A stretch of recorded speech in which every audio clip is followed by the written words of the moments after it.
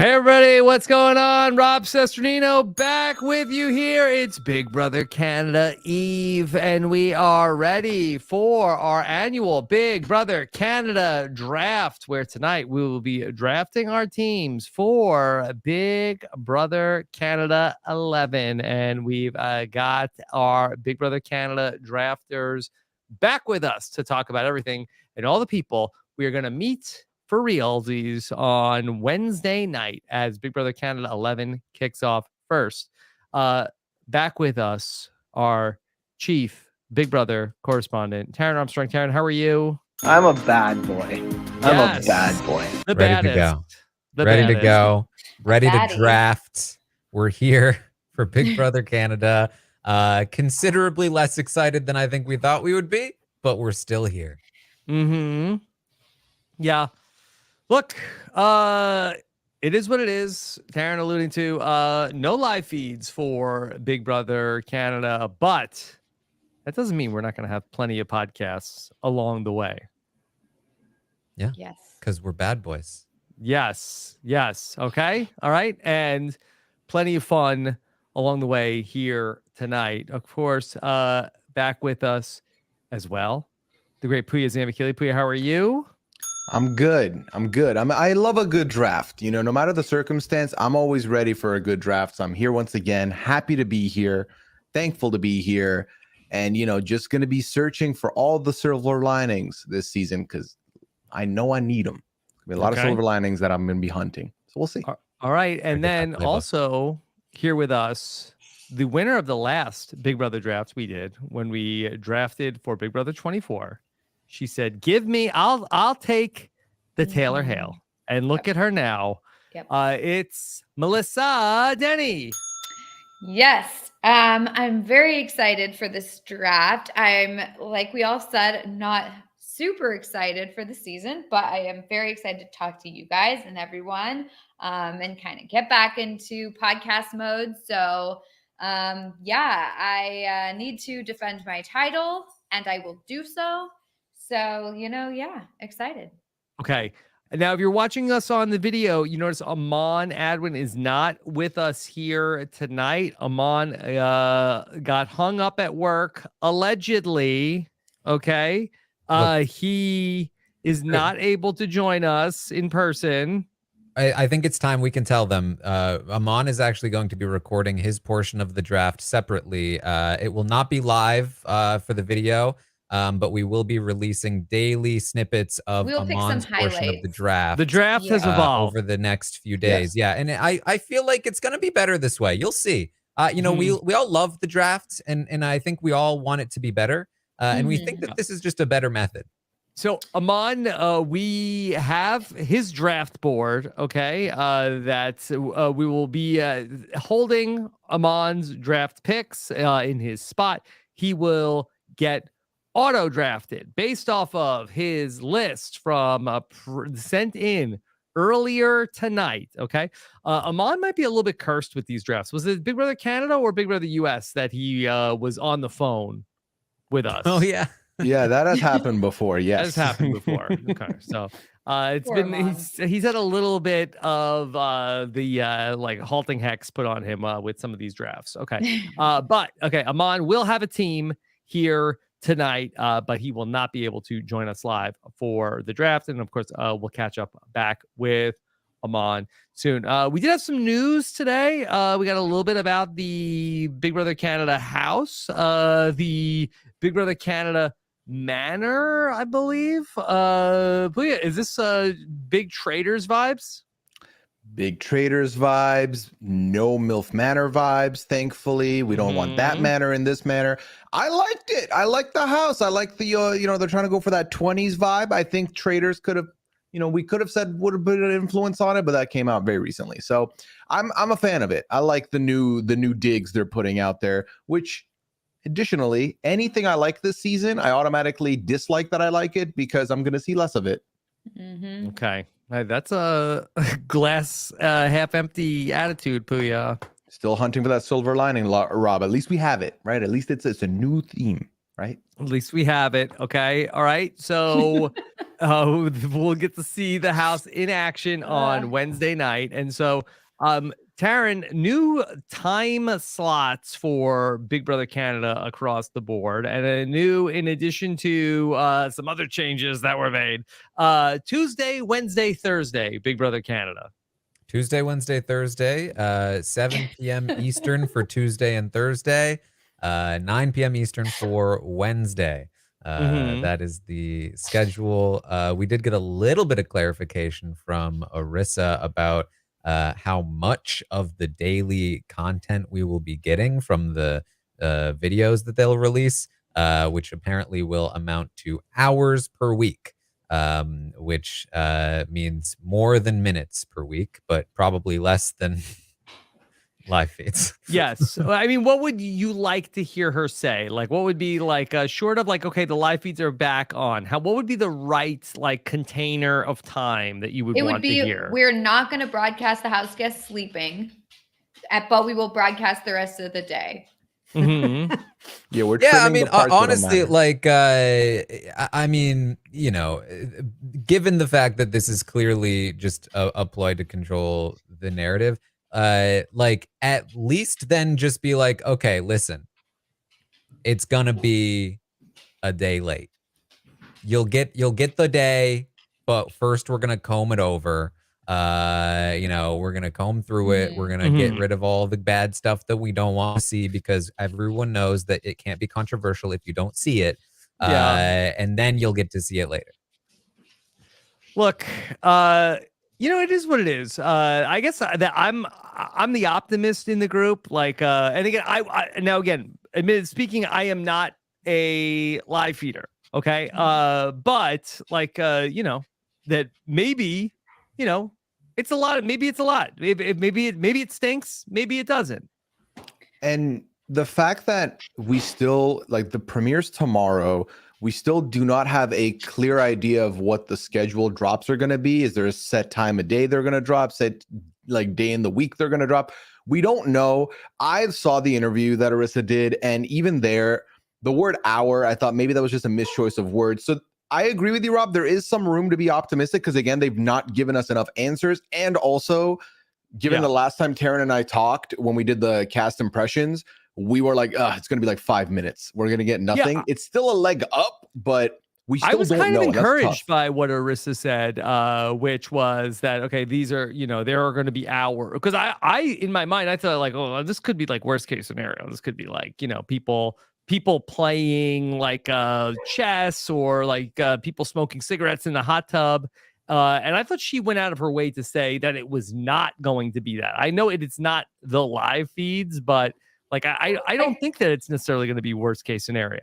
But I feel like if she had said, but I said that about other things, and I've been wrong. Yeah. If she said hours and hours per day, like, don't worry, you're not missing. We want you to see like strategy. I would be like, oh, okay. But when she said hours and hours per week, it's like, okay, well then you divide that up by 7, and you get like, you know, 5 minutes a day or whatever. And it's just like, I'm not totally encouraged by it. And I mean, obviously, like, I'm not going to be satisfied without the live feeds. So I don't think they should be trying to like look for my satisfaction if they're not going to give the live feeds. But like, I mean, it's just like bad all around. And to sit there and pretend that it's like, oh, this is just the next step in the evolution of Big Brother. Like, this is a good thing. It's like, no, it's not. And stop trying to pretend that it is. Like, it's not a good thing. Yeah. It's not a good thing, but maybe it's not the worst thing. Yeah. What's that, Taran? We don't talk about it, Rob. It's okay. No, we don't talk about it. They're fight clubbing us. Okay. Yeah. All right. So until we know what it is, you know, let's not spend too much more time talking about what it is or what it isn't until we see it, because there will be ample time for that through the next 2.5 months as this Big Brother season gets underway. Of course, Taran, you have a recap coming up on Wednesday night as well.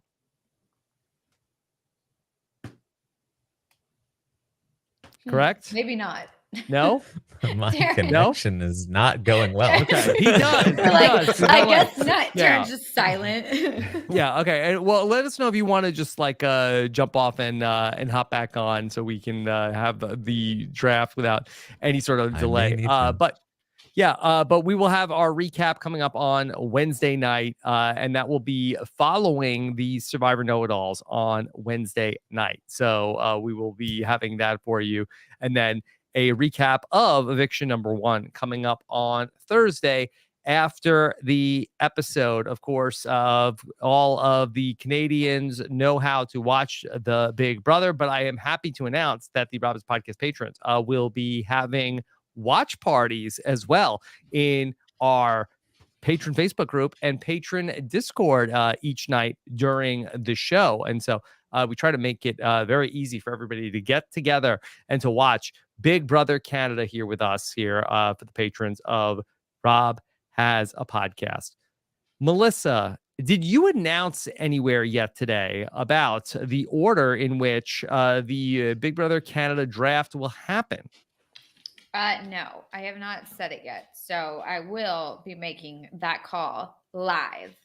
And I do also just like to close out the feeds discussion. Like, I just want to say, like, I feel like everything that I say positive about the show or negative about the show or like commenting on the show, it is all like clouded by the idea of like, I am very upset. I'm not happy. I want the feeds back. This is not Big Brother. I'm not excited to watch the season, et cetera, et cetera, et cetera.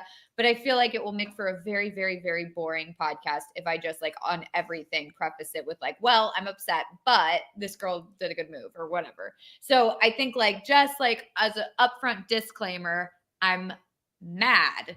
And that's that. Let the record show. Let the record Melissa show. I'm is furious. mad and frustrated Yes. Oh gosh. Very about the frustrated. decision to not have the live feeds. Okay. Yes. Pooya, do you second that? I second it. I'm also frustrated and upset and disheartened.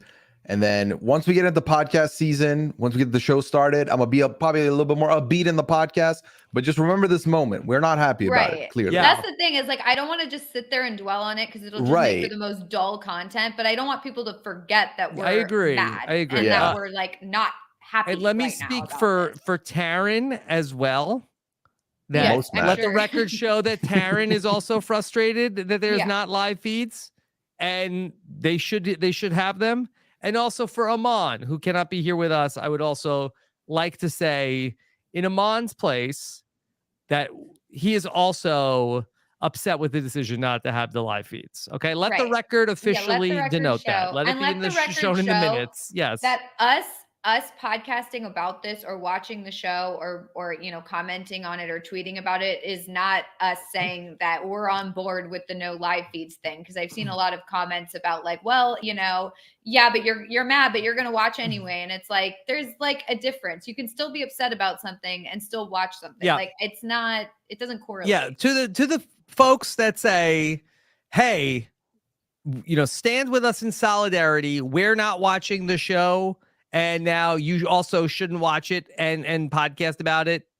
Please do not watch this podcast and then tweet about how we're going to watch the show and you're not. Okay.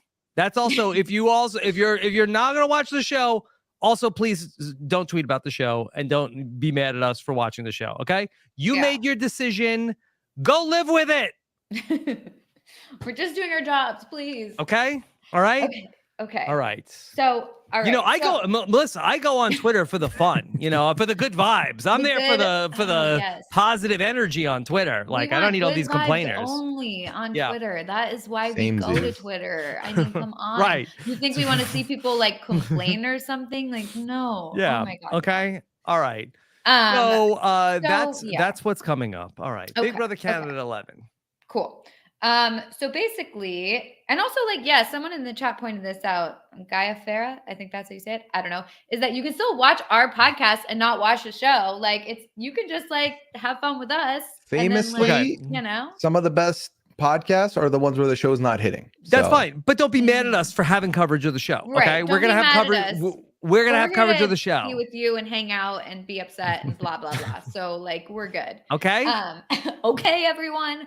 Jeez. Mm-hmm. Anyway, so I just want to say that like, Taran's back. Hi, Taran. I don't know if you heard us, but we added you into our little like, you know, second motion. Like we motioned that we're all upset but we're not going to like belabor the point throughout the podcast. Every recap. I didn't see it out there, but it took a change.org petition to save Big Brother once. I didn't see why anybody didn't get that going. Yeah. Well, I don't know. Yeah. All I know is that, look, we should just have a disclaimer like at the bottom of every podcast. Like I can write it legal jargon disclaimer that just says like, please note, like we are continually upset no matter the views of us being happy in the podcast. Like we are also there's an underlying upsetness, an underlying unrest within us because of the no live feeds thing. So, we can workshop it anyway. Okay. I need to pick the draft order. So, I was, okay, that's great. Oh, wow. Fast moving. Okay. Anyway, breaking news. We are continually upset. So I was doing some opposition research by watching Pooya's draft with Kirsten. And I also, watched Pooya and Taran's, cast assessment. So I feel like I know generally like the direction that they, as well as a lot of other people who are like currently talking about the cast and drafting. And I feel like I am taking crazy pills or something because I feel like I have a completely different assessment than everybody else. And there are some things that are the same. Obviously, I agree on some things, but I was shocked to hear some of the impressions on some of the people I really like. So I don't feel we know nothing. We should all have different opinions. Right. Yeah. I don't feel too groupthink is Kyle Moore. That's a great pick. Yeah. Rob. And I was a great pick. I was gonna say Who picked them first last season? Who did that? Groupthink is bad. So I don't feel that bad putting me not as like top pick, whatever first pick. I don't feel too scared. But maybe this is gonna bite me. Whatever. I'm gonna pick Rob first. Give that to Rob. Aman second, then Pooya, then me, then Taran. Okay. Boy. All right. Pretty typical. All right. Wow, So give me that order one more time. It's me, Rob, then Aman, then Pooya, then me, then Taran. Taran, you want to swap? What are you, second? Third out of 5? Yeah. First of all, you can't do that. I dictate the order. Well, you gave someone who's not here second pick, okay? Yeah, because I think I know where Aman's gonna go, and I'm like, that's fine. Okay. Fine, it's not sanctioned. Boy, it stays. Yeah, It stays. this is like the one draft that I don't necessarily covet the number one pick. See, that's why I was like, okay, Rob says he doesn't know that much about them. He hasn't done that much research. Like maybe I'll just like give that one to Rob. But all right, so I do have a number one person on my board. And so I am happy to take the first pick in the draft. And I am going to go with the professional superfan and give me Amal. Okay. All right. I thought that she came across just really well in all of her interviews. I didn't see anything that jumped out to me as a major negative across any of her conversations. She, wasn't geeking out too much when she got to talk to Jed. She describes herself as a Big Brother lover. I know that she also said that potentially she doesn't want an alliance per se, but that could change once she gets into the house. And I think that she's somebody who just doesn't strike me as somebody who is going to get on anybody's nerves too much or be on anybody's radar. And I love somebody who knows the game. She says Big Brother is the best game in the whole world. Doesn't want to really work with the muscle guys in the house. So give me Amal number one. I think this is a big mistake, Rob. First and foremost, because there is a Roberto available. Yeah, how can you not pick a namesake? Yeah. I mean, look, if there was a Taran playing, like... Yeah, do people normally pick And pick namesakes? I mean, If I a guess that Pooya we have ever shows up. Yes, I guess so. I guess we have some pretty unique names on the panel. Melissa, have you ever picked a Melissa on There's any of these never shows? been a Melissa. There's only been Well, a there was Marissa. that one time. Yeah. There was a Marissa, and everyone started calling me Marissa. Yeah. So, no, I didn't. But yeah, I like them all. So at first I put her down. So I I would watch one of the videos. I think it was I watched the official BBCAN intro package video, and then I would mark yes, no, or maybe. And then I watched the Jedson interview, which by the way, I thought Jedson did a really great job on those interviews. Good. But I miss Anika. I love Ika, but I think he did a really good job, especially for first BBCAN and interview, whatever. I thought he did fantastic. And then after I watched his interview with them, I would then say whether it can stayed at a yes or it stayed at a no, or if it changed from a maybe to a yes, or sometimes it changed from a no to a yes or a yes to a no, whatever. And so that way I could kind of see the trajectory of it. And so for Amal, I had started as a maybe and then I moved to a yes. And I felt a lot of people are bringing up the idea of well, she doesn't want to be in an alliance. But at one point she did clarify that it wasn't that she doesn't want to be in an alliance. It's that she doesn't want to initiate an alliance, but that she will accept alliances when they come to her, which I feel isn't that crazy. I think that's fairly normal. The idea of oh, I'm not going to work with anybody. Yeah, that's crazy. But she clarified, whatever. I think she's pretty good. I was confused on the super fan thing. It didn't seem like she was that big of a super fan because she talked about nobody has time to rewatch seasons, which well, I do that, but okay. But then on Reddit, some people knew her or something and said that she really is a super fan. So I'm a little confused on that. But I did really like her. So I think it's a good pick. I don't know if I'd pick her first, but she is up there on my list. Well, let me just say for the record, Sam Moore, who has Aman's draft board, said Aman would have picked Amal with the number 1 pick. Okay. This and again, is that might be a namesake thing. That's very close to Aman. Oh yeah. That might be very close to Aman. So that is Aman knows what he's doing. Could be the namesake thing. I was off on my prediction for who Aman would pick first. Because I mean, ultimately, when you say that you didn't rewatch to prep, I think you could still be a super fan. I mean, for example, I have not rewatched a season in 5-6 years, and I've watched every bit of feeds. I've watched the whole show the whole way through, so you could technically get away with that. You know, give me a little technical there. Her occupation being super fan was wild to me. As the lower Chiron, is it just gonna say the occupation super fan? What I really liked about Amal is I feel like she has a bit of she understands herself, because when she mentioned she didn't want to be in a alliance, later in the interview with Jed clarifies that if someone wants to do an alliance with me, I'll do it, but I don't feel like I might have the right reads at the beginning. And I like that you can notice that about yourself. I might pick the wrong people. Obviously, with these games, we do see sometimes people come together night one, it's curtains for everybody else. So I think Amal has enough personality that she will get the knocks on the door for the invites to the alliances that she may need in the beginning. And then once she gets to know people, I'm sure she can decide and find the alliances she wants. So I think ultimately, good pick. Not in my top 5, though. Okay. So as far as Amal's rewatching, our friend Brian Scally in the chat says, if your job is super fan, it feels like you have the time to do the rewatch.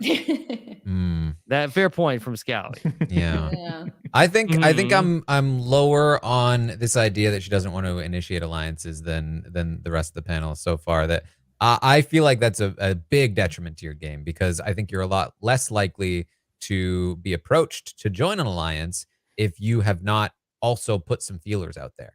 I think that you kind of have to show an interest in order for people to be interested. And if they feel like she hasn't talked game with me, she hasn't been like, hey, let's work together, then she's not going to be one of the names thrown around as like, hey, let's invite her into the alliance. She still could. I mean, it certainly could happen, but I think it's a very bad thing to know ahead of time. She doesn't really plan to initiate things like that. Okay.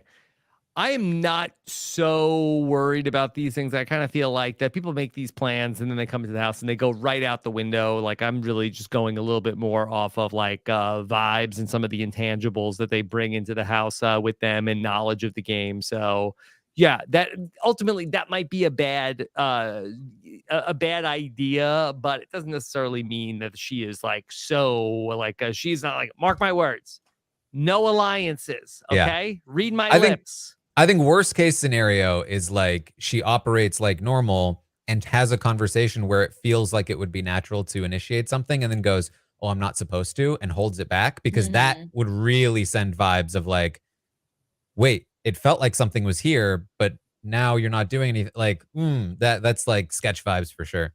Yeah, or Okay. even a situation where it's like the person kind of brings it up or like doesn't explicitly say like, let's start an alliance, but it's kind of like, hey, we should work together. And then she's like, oh, I'm not committing to anything at this point or whatever. And just like kind of brushes them off in that way. And then it makes it seem like, oh, okay, you're like really not interested in working with me. So yeah. Okay. Anything else about the number one pick overall, Amal? Okay. Well, let's move to Aman. Pick number 2. Boom, boom, boom, boom, boom. Okay, the pick is in. Okay. Aman we have the card. Okay. The pick is in. And Aman, with the number 2 pick overall in the Big Brother Canada winner take all draft, is Shanaya, Whoa, I was not expecting the that bartender from BC. Well, I feel like I screwed myself because she was my number 1 pick. But Oh, I wow. I thought nobody was going to pick her because in all the videos I've seen where people are discussing, the cast and everything, the people don't seem to like her. And I have no idea what it is because I really liked her in all of her interviews and her videos. I thought she was fun and funny and very good at conversation. And I was totally on board with her. And then I felt like the more I was hearing, people were like, rating her down at the bottom and saying that she's going to be a terrible Big Brother player and that she's like going to be one of the first boots. And I was like, wait, what? So I was feeling very confused. I felt very confident that she would not be picked. But okay. Well, Yeah. fine. See, this is the mistake you made. You studied my tape, meaning the stream I did last night. I had not watched Shanaya's Jet interview. After I watched Shanaya's Jet interview, she pulled up to my top 5. I think this is a good pick. I do think that Taran was going to be high on Shanaya, so you maybe made the right call there from putting Taran underneath you. The reason I wanted to swap with Taran was because I could get her on the backswing. That was what I was thinking. I think this is a good pick. I think she's someone who's going to be very social. What I will say about the Jed interviews, while I also do co-sign that Jed did very well with the interviews, Taran talked about this in the cast impressions. Jed was so tied down to these questions they made him say that I feel like it did a disservice. I feel like a lot of people didn't really come out their shell and give us anything we can take note of. Shanaya's interview gave me a lot to take note of. I kind of like that. What did where she her say? head is at. I will pull up my notes and tell you, Rob. Yeah, I got receipts. Mhm. So some of the things that I like that stuck out to me was, first of all, not a super fan. Watched almost every season, but hasn't analyzed it like a super fan has. She's trying to go in with low expectations. She fully recognizes that she is stubborn, but also knows she has to be adaptable. Again, when you're self-aware, I like that. I think that's good. She wants to befriend people, would like to manipulate from the sidelines. I like that. Doesn't want to be pigeonholed in a showman's, like that. And ultimately, is stubborn but knows when to keep her mouth shut. I think being a bartender is a good role to have, good job to have in games like this. So I was higher on her after watching this interview. That being said, I don't think I would have picked her second overall here, but again, what is a very high pick ultimately. Melissa, did you catch the first impressions draft or podcast that Taran and Pooya did last week? I did. I listened to that. Yeah. Okay. I listened to that and I listened I wanted to ask you, what famous person that looks sick did Taran say is the person that gets all the dates? Well, apparently he was talking about Pete Davidson. Yeah. Which is not a bad description of him. Yeah, but not having a great week. I feel like I nailed it. even though Yeah. it took me a second to figure out the name. Yeah, I love how Taran's like, he dates everybody. And they're like, what? That was good. Yeah, no, I like watched. Well, it's funny because I listened to a few different cast assessments and everyone seemed to have the same thoughts on her. I listened to Bruno's one, and they all seemed to feel the same way, and that she was going to be a terrible Big Brother player. And I listened to Mad Roast, and like they seemed to like her, but I was like, finally, somebody else agrees with me. But yeah, I listened to a few of them and it did seem like the general sense was that people were anti. And so I figured I'd be safe and get her. But apparently I wasn't. I was totally off on Amon's picks. I thought for sure there's more people on here that I thought for sure you'd be picking. But yeah, maybe I don't know Amon at all. You I will say overstudied. she was a top pick for me for sure. I will say though, I in the back of my mind kind of thought that she was going to be one of my picks that was like I like her, and that's why I'm picking her. Like a later steal type situation. But is she actually going to do well? I don't know. I mean, she's saying the right things. The problem for me is that sometimes people I like, they're like I think they're cool. The cool people don't do well in the Big Brother house. People I think are cool don't do well in the Big Brother house. Okay, walk that back. Okay.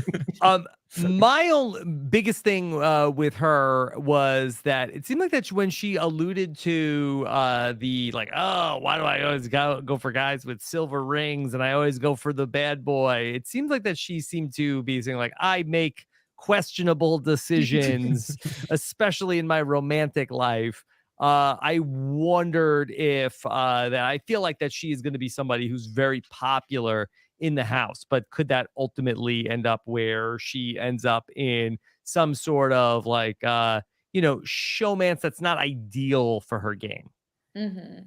Yeah, I could see that happening for sure. I mean, it's one of those. It's so hard, and I feel like every year we like are wrong about like 75% of the people, but that's it's an like understatement. yeah. But just like on first impressions, I feel like she seemed easy to get along with. She seemed intelligent. She seemed down to earth. She seemed, just like I didn't see her as in like a first boot scenario. And I figured maybe if she like stuck around, she'd be able to kind of like find her footing and, get in a good spot. But, I don't know. We can't say it enough. We know nothing.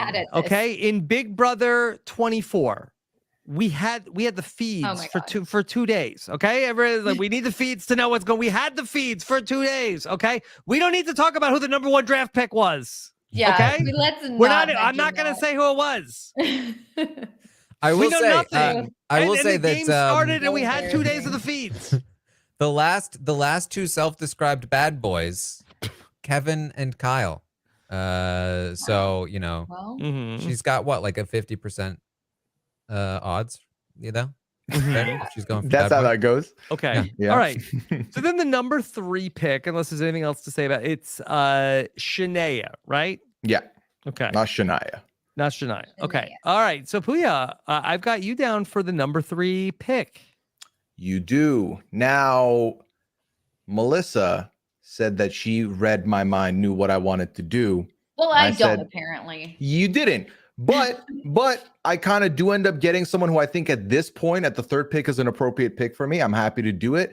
I get Kuzie on my team, which I did not expect to even stand a chance to get. So give me Kuzie. Welcome to the Pooya team. Big Daddy K. You can't go wrong. You cannot go wrong. That is who I thought you would pick.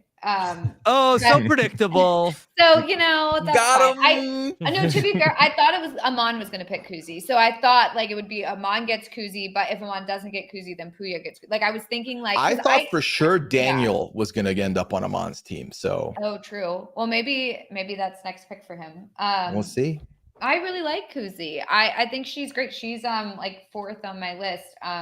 I think that I loved her interviews. She seemed really easy to talk to and get along with. She seems really smart and down to earth and like fun. I think she's a great pick. Okay. Here she is. Here's Kuzie, okay, might have the record for longest total name in characters here for Big Brother. But Kuzie, I like that she's a 911 dispatch officer. I think that's very interesting job to have on a show like this. Yeah, it's a job where you are constantly, handling very serious calls. You need to be cool, calm, collected to go through them, which I think is huge. On the other end of it, she's giving me a lot of personality, a lot of energy. So being able to both be serious and then be fun, I think is a good combination of things. I do like that she is going to be more of a social player. I'm a big fan of the social players, so I'm keen to see how she plays out with that.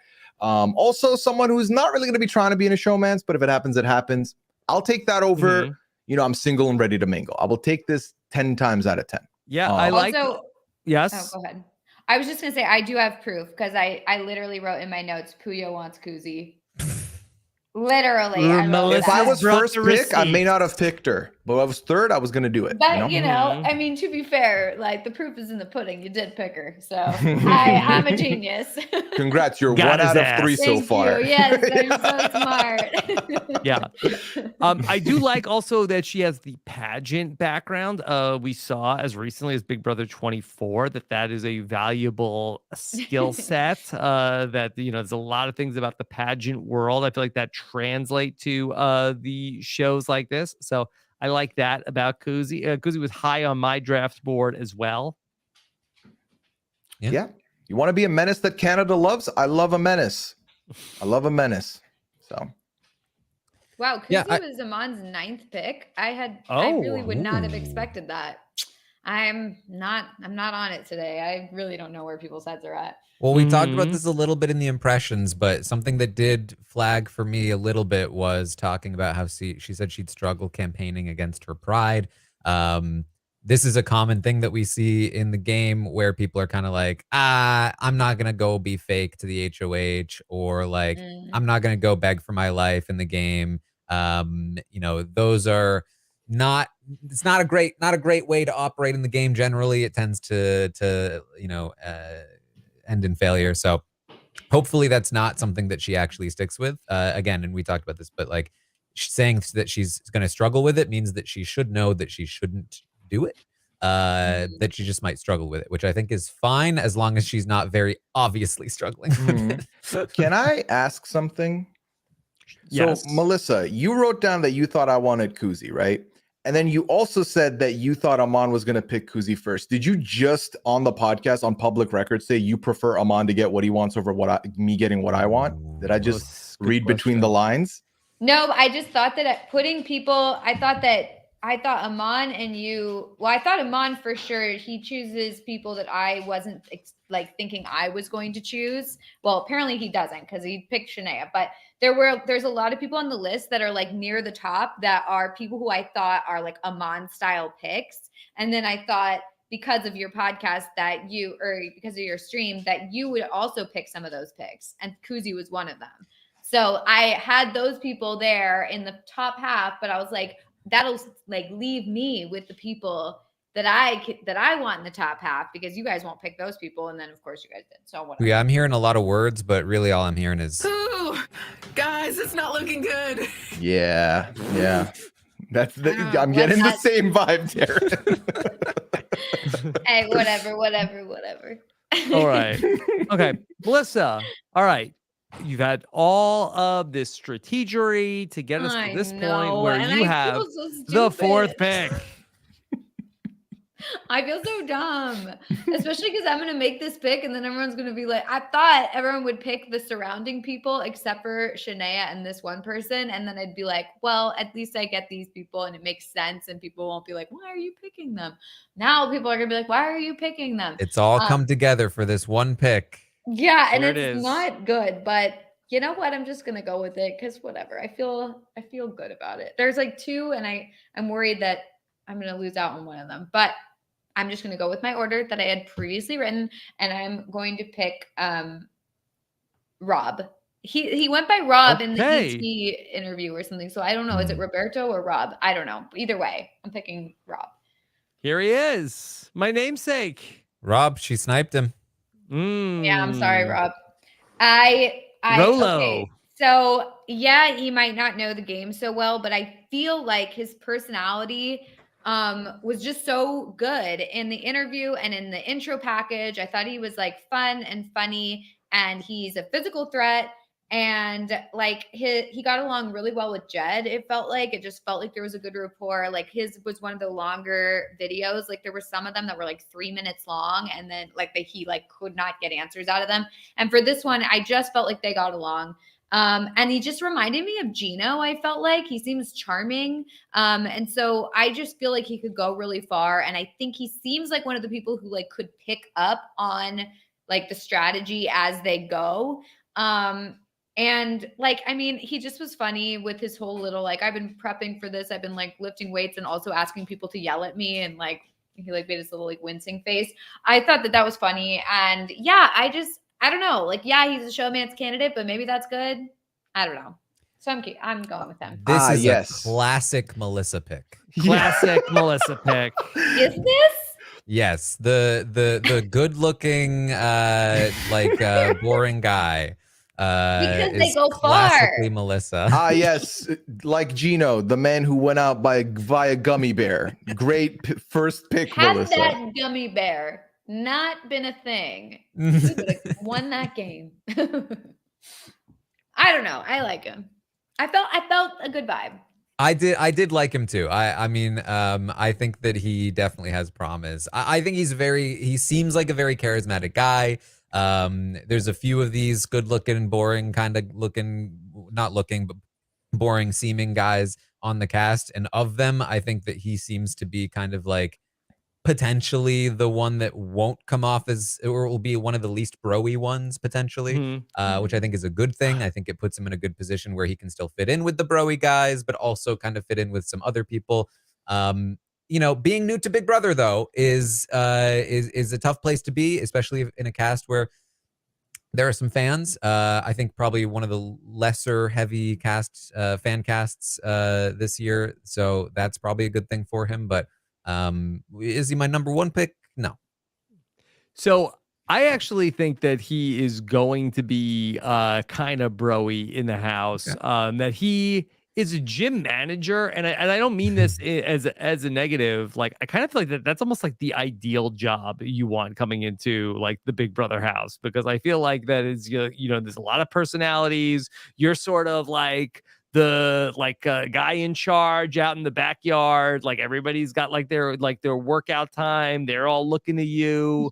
Like I think that's like a pretty valuable spot to be in. So I don't know if he has the game knowledge, but I think that he's going to be set up in like, I don't think that he's going to necessarily be broy like in a toxic way, but I do feel like that he's going to have, really good relationships with all of like these, big, strong guys in the house, especially during workout time. Yeah, I feel like, he's ready to learn, and that's good. You got to come in being ready to learn, willing to change with the way the game throws its weight on you. I just feel like his personality, a lot of it is tied to the gym side. And I feel like he can't quite shake it. I mean, it's his job. It's his livelihood. So that completely makes sense to me. ET Canada released a video that was about a minute and a half. So it's not really a lot of information. But it was some word association games that Jed played with them. And Jed brought up the word slop. 4 people's answers were shown on this. Someone said garbage. Someone said I'd eat it up. Someone said vomit. And then Rob said, exactly. Rob said, oh boy, calorie deficit.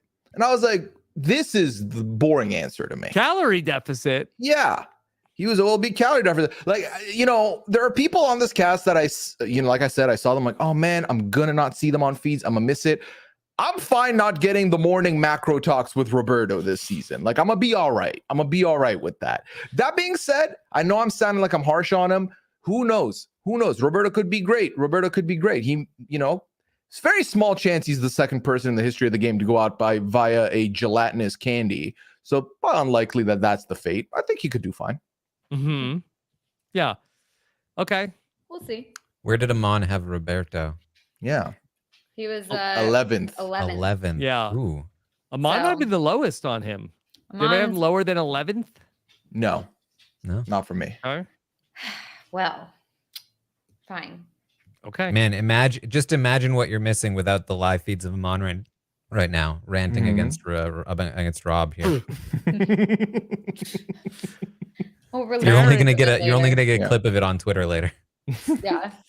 When it's not relevant, like after the season's over. You know, Melissa, what's funny is if you had flipped yourself with Aman, you would have had both your picks because Aman clearly I wouldn't know have he had doesn't Roberto. like it. Mhm. Yeah. Okay. Fine. Whatever. Taran- I'm not good at picking. I never have to pick the order, so this is. You're new the to me. It's winner. new for No, me. no, don't sell yourself. You're the I winner. You're As the long reigning as you champ. don't win I another draft, wasn't- you don't have to worry about it. Yeah, I just need to never win again. Oh, Yeah. That would be. Taran, you are up. You have 2 picks in a row here with number 5 and the first pick of the second round, number 6. Well, I'd love to know from Melissa who she thinks I will pick. Yes. Let the mind games begin. That's a tough one. I really don't know. That's why I put you last because I was just like, I don't know where Taran's head's at. I was like, I just don't want to risk it. All right. Well, I feel like there's been some disrespect here on this podcast. I don't think we can go through the first round of picks without picking Daniel. Big super fan, big involved in the community. We've got people who have played with him, people who know him. Lots of people talking this guy up. I trust my people. We got to pick Daniel here. Okay. Second time in a year that Taran has picked a Daniel first in a draft. This time I feel better about this pick, Taran, than I did last time. Okay. Yeah. All right. So famously, a friend of Jacob Jones. Okay, Taran, what are you seeing that makes you feel so good about Daniel? I mean, I think experience alone is a very good thing for the most part. Obviously, playing online strategy games is not the same to any real degree, but I do think that it can help prep you if you have the right mindset in thinking like it's obviously not going to be the same. But here are some things I've learned about myself, having played in similar kinds of situations before. That can be super helpful. He knows the game very well, which is something I'm always looking for. And something that I thought was good is that he says he feels like he can fit into a lot of different groups. And that means that being able to be social, being able to sort of communicate and be accepted in a bunch of different kinds of groups, I think is a very valuable thing, especially early on in the game. There's always a chance with the big super fans that they kind of flame out early, that they really just go way too far in one direction and get caught early or something along those lines. But I feel like I would be remiss, especially after last season with Kevin, to not say, look, we gotta bet on the super fan here. Mm-hmm. Yeah, I like Daniel a lot. I'm very excited to see him play. I've heard didn't see him play Sequester, but I've heard some things about his gameplay style, which sounds like really fun and entertaining, and I'm very excited. I am worried for him just because he says that he's loud, says that he's a lot, says that he's chaotic, and I feel like all those things are like make for great television and great fun feeds. Well, but not necessarily like someone that other people want to keep around in the house. Like I'm worried for him. So I do hope that he does really well, but there are definitely concerns there, like from some of the ways that he described himself. See, I am surprised that Taran at 5th was able to get Daniel. I did think this was going to be a Daniel high pick draft today. That being said, I did have the pleasure of playing one of these online games with Daniel. It was a game where everyone who was in it had won a previous game. Unfortunately, the person on the panel that would have known more because they were aligned with Daniel and pre-gamed with Daniel is not on the pod today. So I'll tell you that Amon had Daniel number 3 on his draft board. And that's a good endorsement to tell you what he thinks of Daniel. So for my experience, I also had Daniel 3rd on my list. From my experience with Daniel, just seeing him play, he's someone who can get along with just about anybody. You're around him, the energy's always good, and you feel like even if you're not working with him, you feel like, you know what? We could be something in this game. We could do something. We could, if cards are different, we can turn something around. And Daniel's someone who I think, again, having a knowledge of the game is good. Someone who watches feeds and kind of knows the ins and outs of what the ebbs and flows of the game are is good. Someone who's probably willing to reshuffle the deck if they absolutely need to for the betterment of their own game. All of these things are great. Now, can Daniel put all that together in this Big Brother house? It depends on how he gels with the cast, but given that I feel good about his social capabilities, I'm optimistic on Daniel here. Yeah. I mean, I think that, I think the biggest danger for Daniel is that he's not included in a big alliance early on. And, that's a tricky place to operate from. But if I'm going to put anybody in that kind of situation, it's somebody who has a little bit of experience playing games and there are a lot of knowledge of games. We saw that exactly or close to exactly from Kevin last season. So, and then if he is able to get into a big alliance, look at that. We got a good platform. I think I might be the lowest on the panel about Daniel, but I don't have any of the background of having played a game with him or having watched him play from the in any of these different games. So I am coming in knowing the least about him. I didn't love that he talked about how, he's coming in to be chaotic. He's coming in to be a legend. Like, I kind of feel like that's the kind of stuff that gets you in trouble more than it really does help you. Yes, Rob, last season, you picked the person who said similar things. I know, but and I felt like won. I felt like he was like just putting it on. This is also a guy who's been applying for 11 years, so he's probably workshopped like what he's saying and how to say it. Hopefully, hopefully it's not, I've applied for 11 years. This is my 8 mile. It's my one shot. Let me do the most like out the gate, because that might not be helpful. So it's like, it could be both Look, sides. if he wants to do that too, I'm happy to have him on my team. It's a fun watch regardless. Fun. Yeah. Okay. All right. Anything else on Daniel? Good luck to him. All right. Taran, you have a second pick in a row. Who you got? All right. I guess my second pick will be John Michael. Yes. Okay. All right. That Great is pick. the pick that I was sad that I thought I might lose out on. Taryn, tell me, would you have picked Roberto with your 2 picks here? No, I would not have. Wow. Nice. Yeah. Well, all right. Fine. You know what? I have a very specific strategy this time around. You guys just can't see it. So I have a vision. I will tell you this. I don't always make numbered orders, and it's very loose. And I made this while we were talking before the podcast started. But Daniel and John Michael were actually my 1 and 2. Nice. So yeah. Okay. Yeah, John Michael was my number 3 pick. So number 2 here to get him. Okay. I like John Michael. And I was a little lower on him. Okay. Love that. Interesting. Yeah. I like him a lot. He is, again, he's a super fan. He really knows the show very well. Again, somebody who kind of like recognizes that despite being a quote unquote super fan, he's not somebody that has like delved into the deep dives and all of that kind of stuff.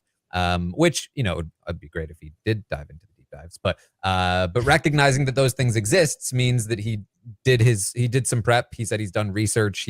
He feels like he's, looked up like which competitions are good to win, which competitions are good to throw. I don't exactly know what he means by that, but I think prep work in Big Brother Canada has historically been very good for players. And so I think prep work is always going to be a good thing. You could always do bad things with prep work, but at least you have it. He seems to have a decent, I think, just basic understanding of strategy. He seems personable enough that he can get in with a good alliance. He's in just the right age range to be kind of like, and he seems like good looking enough that he should be included in, I don't see why anybody would exclude him from like the cool kids club necessarily. So I feel like he should be a pretty safe pick overall, I think, with some potential. But I also picked Derek X. So what are you gonna do? Yeah. Yeah. John Oh, go Michael. ahead. Sorry, Melissa. You want to go No, ahead? you're fine. No, you're All good. right. Yeah. John Michael is everything I want to see on a show like this. Very Mhm. fun, excited. When he met Jed, he practically flew into the air. I love that enthusiasm about the game. I love that John Michael watches the show with his parents who also enjoy the show, because I think he's going to try and give him a gift of being entertaining on their favorite show for them as well, which I do like. John Michael is someone who I think recognizes the importance of adaptability. Okay, so I love that. Also, I like this idea of wanting to adopt an introvert in the house. Now, I know that it's Big Brother and everyone's kind of the extreme version of themselves. There's always a couple of people who are a little bit more shy, a little bit on the outskirts. I like the idea of being like, come here. I'm going to take you under my wing. We're going to fly together. We can do this. I enjoy that. Also, has watched all of BBCAN and BB5 and up. So that is good, because also with BBCAN, when they say superfan, you don't know if they mean other iterations or just Canada, because there's a lot more that's happening here. There's a lot more BBUS to like study up on. So I'm loving the John Michael pick here. It's a steal in my opinion at 6th pick. Yeah, I was more in the middle on him. Obviously, I like his background. Like, I am a little worried about him just like positioning in the house. You know, he says that he his biggest weakness is keeping quiet. I would imagine he means that he can't keep quiet. He says that he loves talking crap. The thing that, to me, is that he also seems like he's like kind of like physically fit.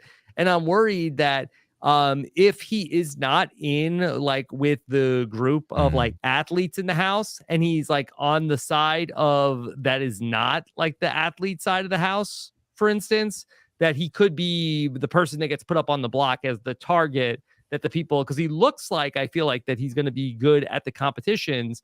I'm worried about him potentially being somebody who gets targeted because he seems like he can win competitions.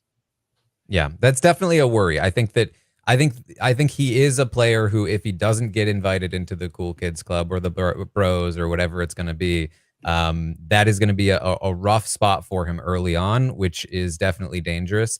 But hopefully, my hope again though is that like he will have not only the sort of incentive that he wants to talk to the introverts, but he also has that. And this is actually a little concerning for me, but he wants to hold back that he's a super fan.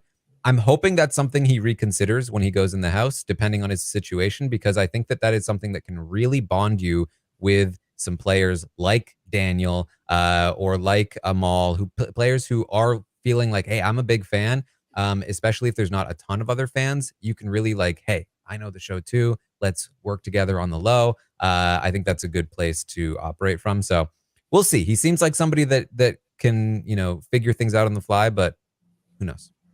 I think he's a high variance player in the house. Yeah. He could be the player of the season, or, he could be somebody who gets, targeted very early on. Yeah, I feel like when I was watching his interview with Jed, I just felt like he seemed like someone that people would want to talk to. And I feel like I think he will get along with people on the cast, and he just seems like, a fun guy. I mean, obviously, like, we never know until they're actually in the house, and maybe this is just a cast he doesn't gel with, but I feel like he has the personality. He has like, the strategy. I just hope he can pull it off. I wanted to pick him, and now I feel like I have like literally no idea what to do. Okay. All right. So, Melissa, we're going to come back to you.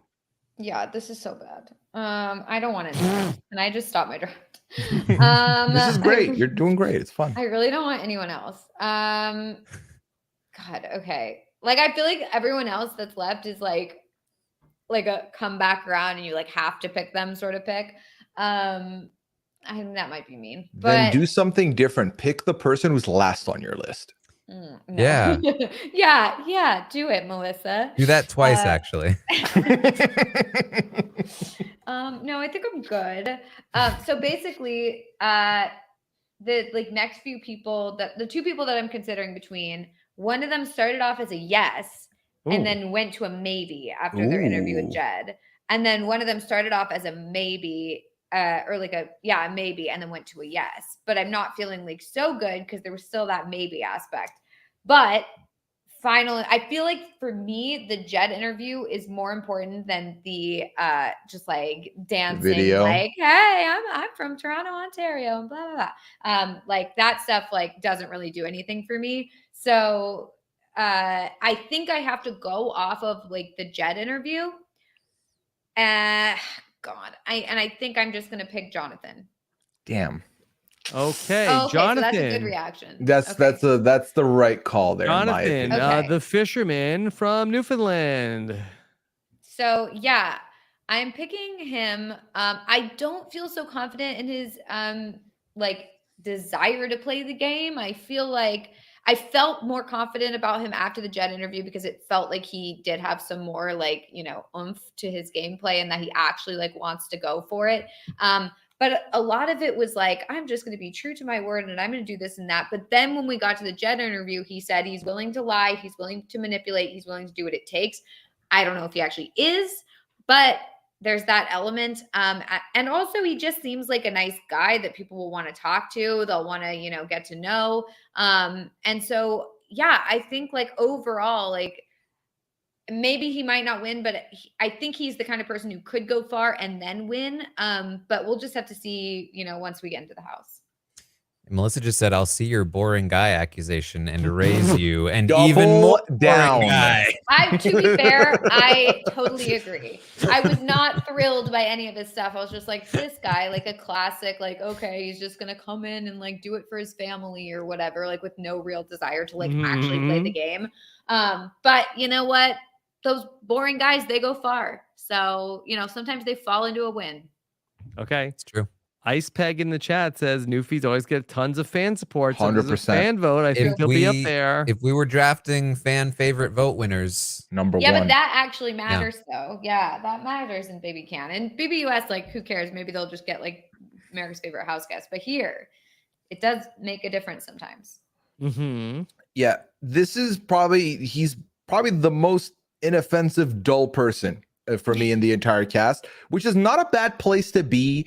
He was higher on my list because again, he's 33 from Newfoundland, fan of the show, watches it with his family. And I just felt like he's someone who is going to be easy to get along with and is almost guaranteed to be invited to the big alliance out the gate. And as long as he sits there, chills out, can make a deep run. So for me, that's why Jonathan was fairly high on my list here. Okay. Tic Tac Foul says he's in the top views on ET Canada Player. Started already. Not boring to everybody. Okay. People love him. All right. So, Cool. All right. I We'll mean, see. I don't think there's that much more to say about. Right. That's the thing. Is like, I'm not like super excited by this pick, but I do feel like he could go far. Like, and we'll just have to, I mean, if he picks up on the game, like, and actually is like a real player in the house, like that would be great. Let's hope for it. But Amon had him 10th. Mm-hmm.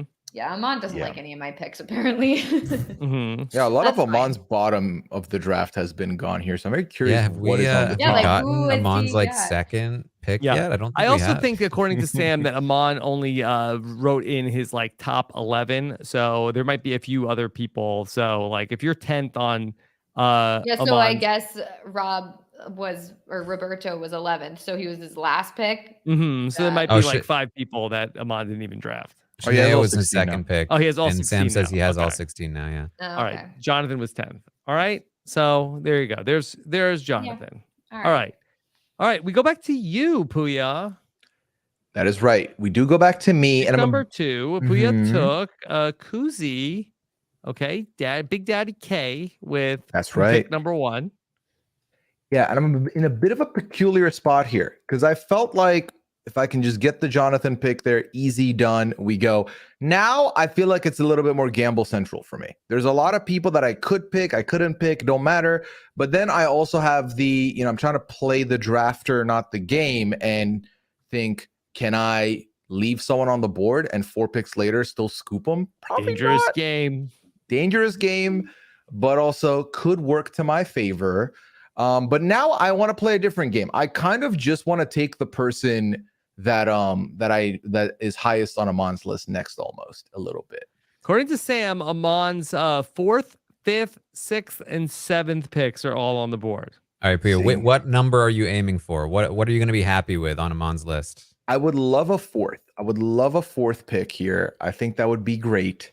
Now, do I think I'm going to go there? No, because I think I'm actually not even going to listen to my own board here, and I'm going to go ahead and pick. I'm going to pick Santina. I'm going to pick Santina here. Okay. Yeah, Santina was lower on my list. There's a couple people still higher than Santina on my board, but Santina is someone whose video I watched today.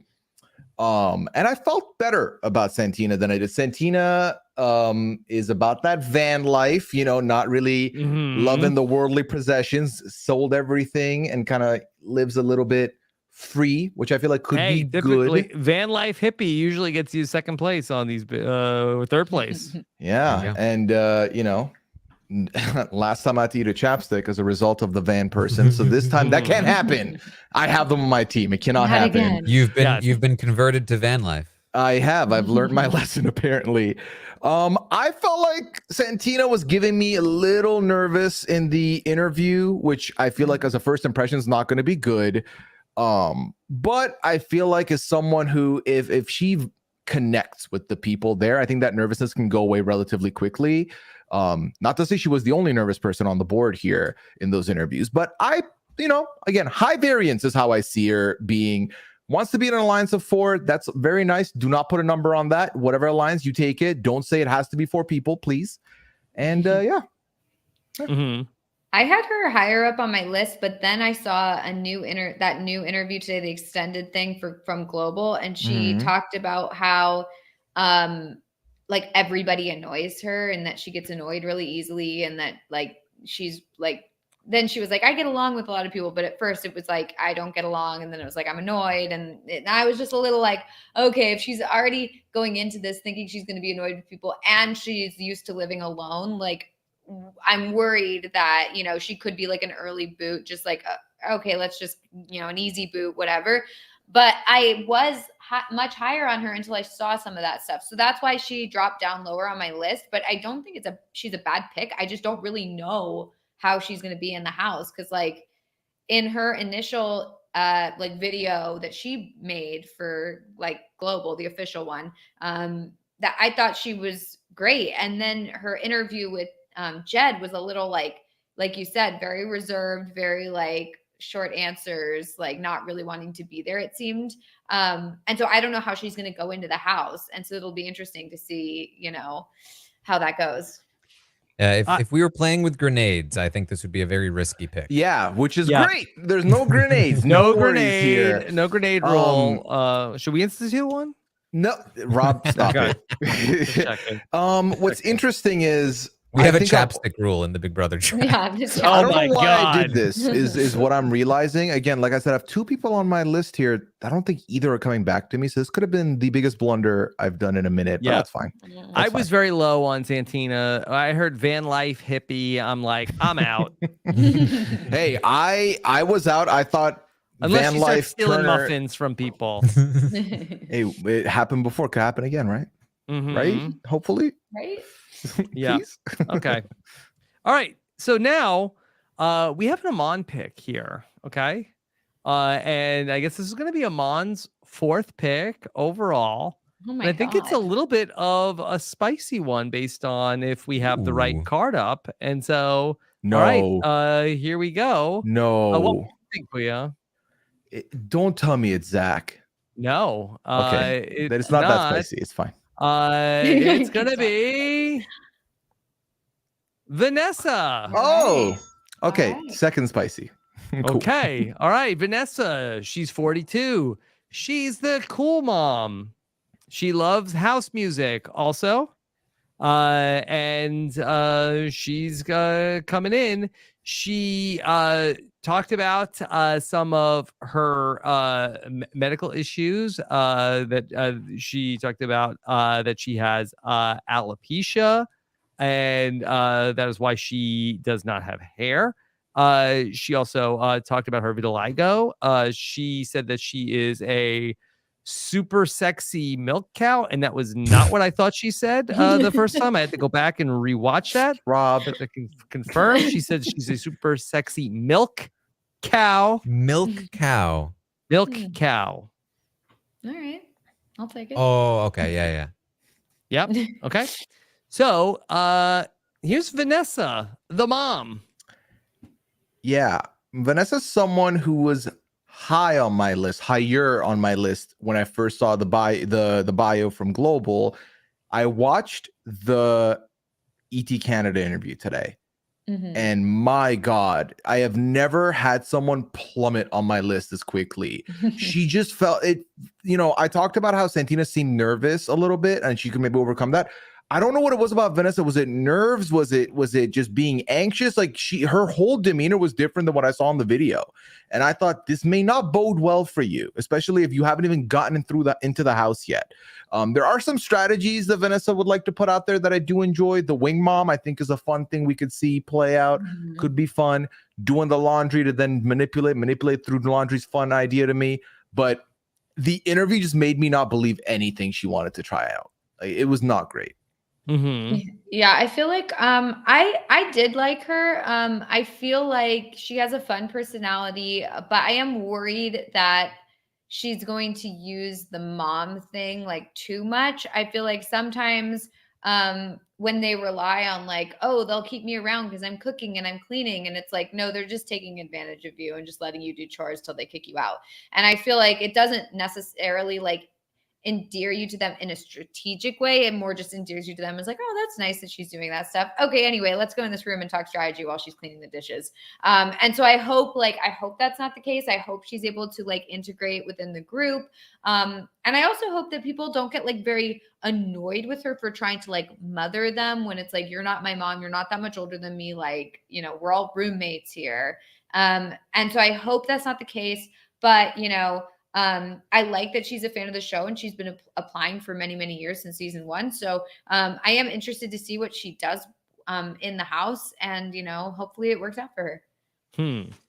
Yeah. I mean, I talked about this a little bit on the First Impressions pod, but I this is not even a knock on Vanessa, but like if this was a different cast where it was like a cast full of people in their 40s who have children, I think Vanessa could be great. But unfortunately, like this game is really hard for people that don't fit in as well, because she is such a mom and she takes pride in that, and she should.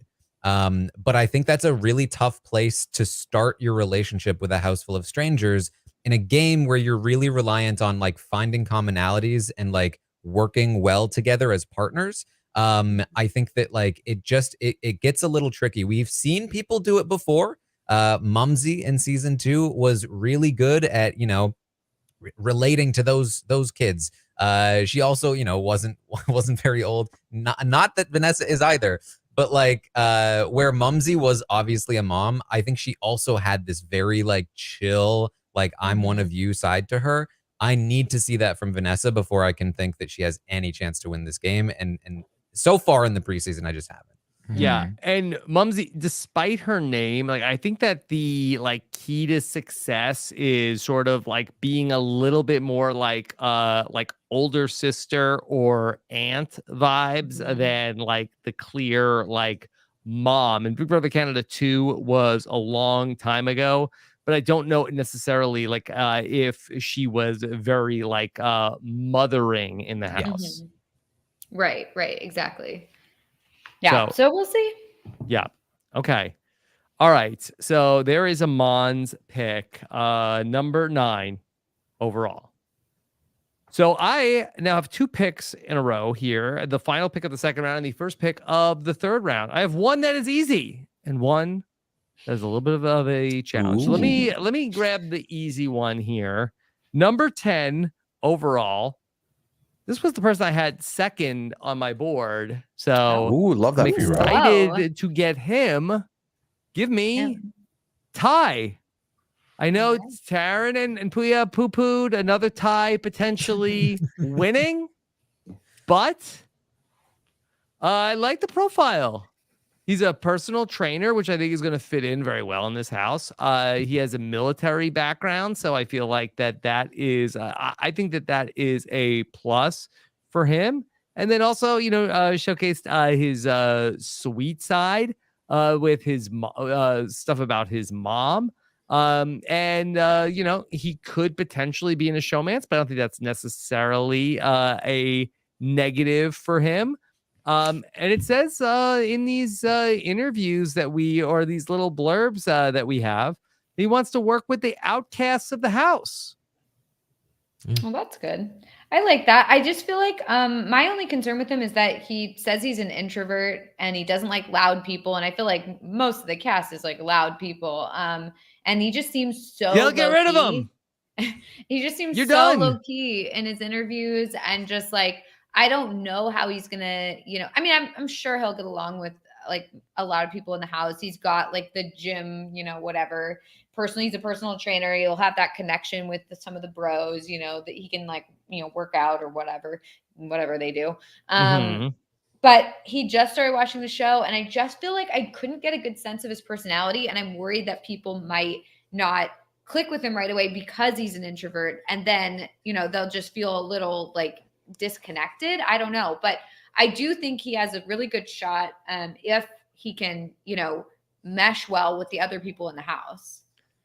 But even if he doesn't like hit it off right away with people, I don't think he's the kind of guy you put on the block because like, oh, like I'm not really feeling we didn't really connect, so you go on the block, sir. Or they might be like, he's really strong and I didn't connect with him. He's a very big physical threat. Like easy, that guy wins the veto. Out. Yeah, he's won the veto. I'll come right back down. Rob, it seems like Ty is somebody that would probably be a pretty safe pick, could make it to the end. But are you concerned that if he does make it to the end, it might end in a tie vote? No. Yeah. Didn't think about that. Boy, I think genuinely, I think the tie, I think maybe consider going in different nickname. Yeah, 100%. I still think 100%. Yeah. Like Kevin was like a good 5 years out, and he is very like not very Kevin like. Ty won 2 seasons ago.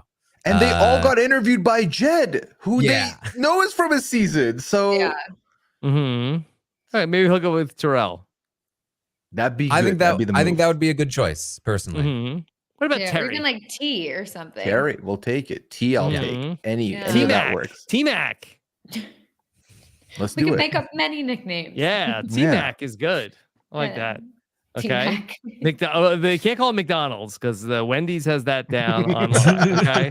His last name is going to be censored in the lower third. Ty M. Okay. All right. No Mickey D's for Ty. All right.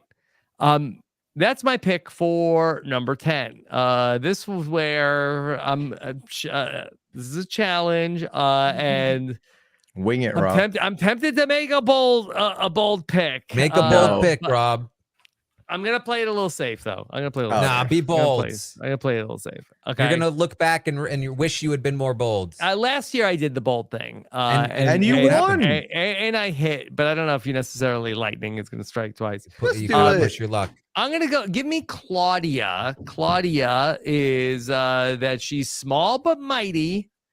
She's a cheerleader, and she's a dancer. And look, she's an aunt. She loves her nieces and nephews. But I think that she might be underestimated. I think she's somebody who is like looked at as somebody who is smaller in the house, but also is quite an athlete to be able to do all of the dancing and cheerleading. She could end up in a showmance. You all were trying to come up with like who's the tall, dark, and handsome, but she said I love guys with a lot of tattoos. Roberto Rolo really seems to maybe fit that bill and is sort of in the right showmantic partnership. Like I think Claudia could be around for a while. So Claudia for me was a maybe to a no after seeing I'm Oh, sorry, after seeing Jed's interview with her, mainly because it was the shortest interview by far. It was like a 3-minute interview when everyone else had she's like small 7 but minutes. mighty. I guess it was a short but mighty interview, but I was hoping. So I saw her initial like intro package. I was on the fence because I felt like I wasn't really getting much from her. But you know, she was athletic. She says she's a cheerleader slash dancer. So I was like, okay, we've got that going on. And you know, she had watched the show. Like she said, she took some time off from watching the show, but she had been watching it, so she is familiar with it generally. But then when she did her interview with Jed, I just felt like she talked about like being true to your word and being a respectable player, and that she didn't really want to like, you know, it didn't seem like she was up for like the actual game aspect of it. And it was just so like blasé. It didn't really give me anything. And so I just was like, I don't really see anything. I don't really know what we're going to get from her. And so I just didn't feel like I wanted to pick her just because I don't really see the drive to like actually win and compete. But maybe she'll surprise us when she's in the house. I don't know. Okay. Got the word from Sam that this was Aman's 16th pick. Worst pick Doesn't get no. worse than from Aman. 16. Oh, yikes. Yikes. Oh, Yeah, I boy. wasn't super high on Claudia, but I thought maybe I would get her as the final pick. I thought there was a chance, and I wouldn't have been too mad about that. You know, I think she has some potential, but you know, I just think it's kind of a tough ask. Her archetype just hasn't been doing well in the show at all. In you know, many years of Big Brother Canada at this point. And I think this talk about being a respectable player is definitely concerning. Because I think you need to have some edge to you if you want any success. So I don't know. She wants to do women's alliance. Huh? Huh? That's honestly more concerning than not Yeah, at I this feel point. like that makes it like, yeah. I don't know. Okay. All right, we'll see with Claudia. Okay. All right. So Aman is up. He has the 12th pick. Okay. And Aman is going to go with one of the people that I was strongly considering. And so let's say hello to Hope. Yeah, sounds about right at this I knew I stage. wasn't gonna get Hope, but the fact that it took this You had long, I, hope. like I had a little bit of hope.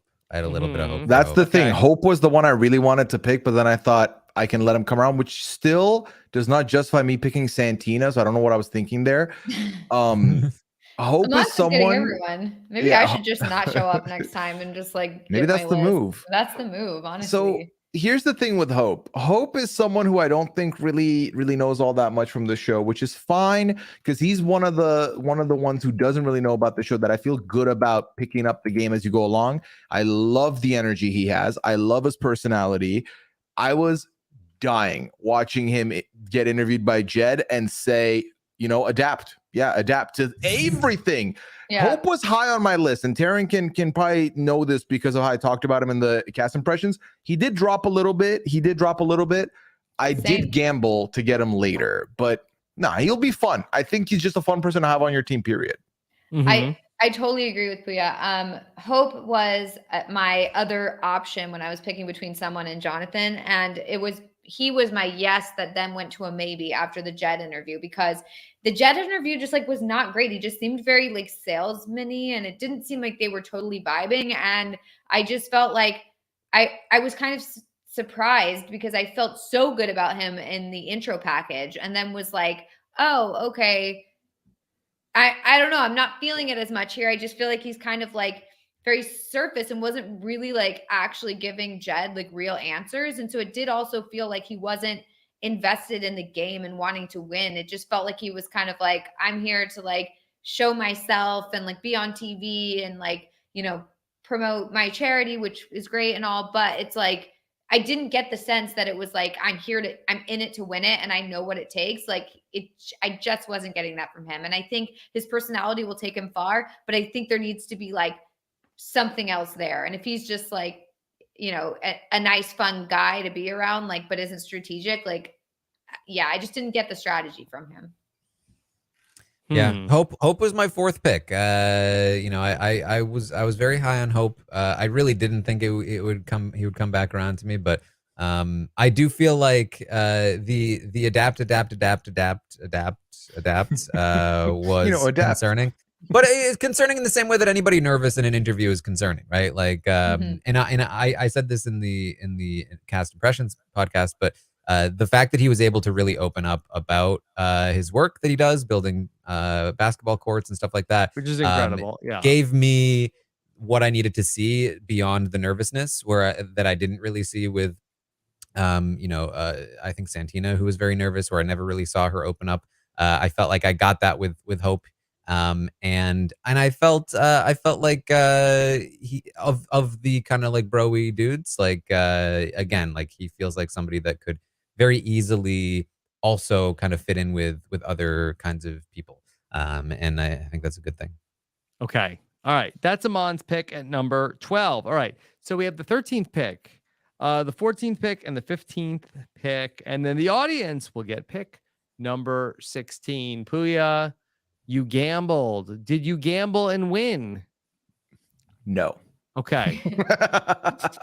All right. I did a self-sabotage. It's fine. For the audience, okay? The four names that are left in alphabetical order are Anika, Dan, Renee, and Zach. All right. I'm gonna, oh God, might as well at this point, right? Might as well. Okay. I'm gonna go with the letter Z for Zabo. I'm taking Zabo off the board. Oh, There is no shot. Yeah. Zabo, Dabo, do. It's a self-sabotage, if you will. Yes. All right. Zabo on my team. Not mad at getting Zabo at this stage. I think this is not bad at all. I felt better about Zabo, if I'm being honest, after watching his global interview. You definitely ripped him right from Melissa's clutches. And that is all I needed. I don't know. I felt better about him. He wants to be a no man's guy. Single, plans on coming out single. We'll see after week 3. But someone who's going to be looking at multiple alliances, but knows the value of finding a number one, which I thought was really, really good. Someone who is outgoing, but wants to lay low and let louder people do the stuff, which, by the way, actually, if I'm talking, what I'm talking about, let me stop down. Because the questions were so meh, a lot of people were giving you the same answers anyway. Oh, I really get along with people who are just, outspoken, chill. I don't get along with know-it-alls. Like, yeah, congrats. All of you said the same thing. Well, Rob, Claudia said the phrase know-it-alls, and then you picked her. So you said, let me keep my enemy close. No, I think Zabo's fine here. Zabo also does have a tattoo. Okay, so maybe that tattoo attraction can work. He's taking ice baths in the lead up to the show. I don't know how much else he's done for prep, but he says he's going to be a fan for life. If you're going to be a fan for life, you better stamp a good legacy for yourself. So we'll see. He wants to be outside of his comfort zone in the ice bath. Okay. Yeah, I don't know. He's a new fan of the show. It just seemed to me that he's not here to actually play the game. He seems like he's more here to promote his DJ career. I hope I'm wrong about that, but it did very much feel that way. Which also very odd to promote your DJ career on a show where no music can be at all talked about or sung, but whatever. I don't really get the sense that he cares about the game or is interested in playing. Maybe, I hope I'm wrong. Put this pick in the ice bath. But yeah, so he was number 12 on my list. Yeah. Okay, I mean, I would have picked him just for the sake of having a bro. Yeah, too many bros. He was the last of the bros for me. Melissa was about to pick him. I actually have someone above him on my list, but okay. Yeah. But I don't, okay. I'm not going to give it away. Yeah. According to Sam, Aman had Zabo at number 15 on his list. I was really banking on Aman picking one of those picks I didn't want. Yeah, and I've got no problem with ice baths. My issue is people that tell us they take ice baths. Yeah, so keep that information to yourself. Would you get that from the Liver King, Zabo? Okay. All right. Okay. Yeah. All right. You know what they call ice baths in the Big Brother Canada house? Baths. Rob, what is good? Did we pick a nerve with the ice bath? Yeah, he doesn't like the He ice does not bath. like them. He's Bring it back not some into it. memories. You know what, Rob? Maybe. Seek discomfort. All right. Yes, Yeah. discomfort. Okay. All right. Let me put on some EDM. All right. Let's go to number 14. Oh my God. Okay. We're losing it. All right. Number 14. It goes to Melissa. Yes. So I'm going to pick. So I have Dan. This last pick, Dan, was my 12th pick. I have my 11th pick still available. Okay. And I think I'm going to go for it, but I feel like it really just like puts the nail into my bro coffin in terms of like shutting that into like a draft. Speaking of Liver King. Yeah, I'm going to pick Zach. All right. Let's do it. Zach, dude. Let's do it. Zach. I'm doing it because okay, here's my thought with this one. Sorry, audience. Sorry, audience. You don't get him. They all were so confident. They thought they were going to get him, but they're not. So, okay. I hated his intro package. He was a no and then switched to a maybe for me because I questioned, is this just an act? Is this a Zach Rance thing where like we all hated Zach Rance prior to the season? He put on this big like, oh, well, I'm unemployed, but I'm also amazing and blah, blah, blah. And we were like, this guy sucks. We never want to see him again. And then he was awesome in the house. We loved him in the house. Like, you know, I just am wondering if it's like, hey, I know how to get cast. Like, I'm going to get cast by being this. I mean, like, that was Kevin last business season. guy. Right, exactly. And so I just kept thinking like, is this an act? And then when he did the interview with Jed, I felt like he was so toned down. He was very different from like his intro package. And then when he did this extended BBCAN interview on Global, like I saw that and he was very low key. So it was like, I just felt like we don't know the full picture for him. And I'm hoping that we'll be pleasantly surprised. Yeah. Maybe he'll be entertaining. Like, I don't know. So, you know what? I just figured I'm going to like just go for the bros. And I got a bro alliance this year. Melissa, I don't hate it. You almost can never go wrong with picking the person that the audience has universally decided is going to be, with the exception of Frenchie. That one we kind of got right. That one kind of got right. But a lot of other times, you know, it's like, oh, this person is going to suck. They're going to be a total douche. And then it turns out that wasn't exactly the case. And we're also usually wrong about our number one pick anyway. So sure. Like, and the person, almost always the person that everybody loves, maybe with the exception of Taylor, that, you know, we get that wrong too. So, you know, whatever. I'm going for it. Okay. Yeah, I can see it. You know, I feel like I agree. I think he's unlikely to be the person that we saw in the intro package. I think that he's probably going to do better than that. He's probably going to get in with some bros. I think this is going to be a pretty bro heavy season. There's a lot of bros on the season. If it turns out to be a really bro heavy season, are you going to say you're glad you don't have the live feeds? No. Think about it. Never. No, because they'll be portrayed as heroes. There's no winning there. And at least at first I would expect there's going to be some amount of broing down. And so I was hoping to get at least one bro on the team. I wasn't sure if I was going to be able to swallow Zach. I collected them all. Melissa went all in on the bros. Brokemon. Oh God. She caught them all. That said, you know, I just, you know, if he was at least a fan of the show, I would be like, okay, he's got something.